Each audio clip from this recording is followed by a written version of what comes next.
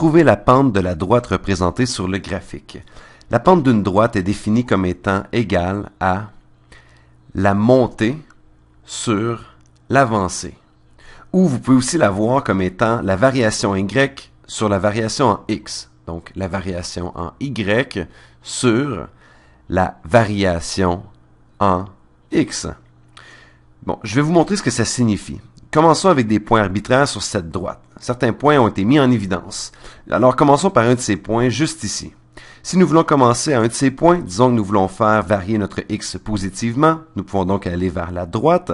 Disons que nous voulons aller de ce point à ce point-là. De combien devons-nous nous déplacer en x? Alors, nous voulons nous déplacer en x, nous devons aller de ce point à celui-ci. Nous allons de moins 3 à 0. Donc, nous allons de moins 3 à 0. La variation en x, et ce triangle, c'est delta. Il signifie variation en. La variation en x est égale à, la variation est égale à 3. Quelle est notre variation en y quand notre variation en x est égale à 3? Bien, quand nous nous déplaçons de ce point à ce point, la valeur de x augmente de 3. Mais que se passe-t-il avec la valeur de y? Que se passe-t-il avec y? Bien, la valeur de y diminue. Elle va de plus 3 à plus 2. La valeur de y diminue de 1. Donc, la variation en y est égale à moins 1. Nous sommes montés de moins 1, en fait, nous sommes descendus. Alors, notre montée est moins 1 quand notre avancée, notre variation en x est 3. La variation en y sur la variation en x est moins 1 tiers. Nous pouvons également dire que la pente est moins 1 tiers. C'est, donc, moins 1 tiers. Et je veux vous montrer que nous pouvons trouver la pente avec n'importe quel deux points de la droite. Nous pouvons même nous déplacer de plus de 3 en x.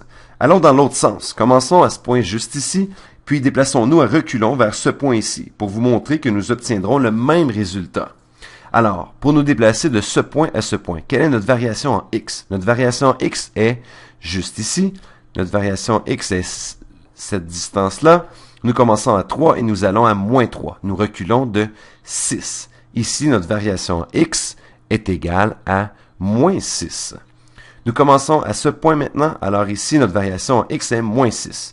Puis, quand notre variation x est moins 6, quand nous commençons à ce point et nous reculons de 6, quelle est la variation en y pour nous rendre à ce point? Bien, notre valeur de y va de 1, c'est notre valeur de y à ce point, puis nous reculons jusqu'à ce point où la valeur de y est 3. Maintenant, notre valeur de y est 3. Qu'avons-nous fait? Nous sommes montés de 2. Notre variation y est égale à 2. Ici, donc, variation en y est égale à 2. La pente est la variation y sur la variation en x, ou la montée sur l'avancée. La variation y est la montée, la variation x est l'avancée. De combien vous déplacez-vous horizontalement? Alors, la montée sur l'avancée, dans cet exemple, sera 2 sur moins 6, ce qui est équivalent à moins 1 tiers. Vous pouvez le vérifier par vous-même. Prenez n'importe quel deux points, commencez à un des deux points et déterminez quelle est l'avancée pour vous rendre à l'autre point.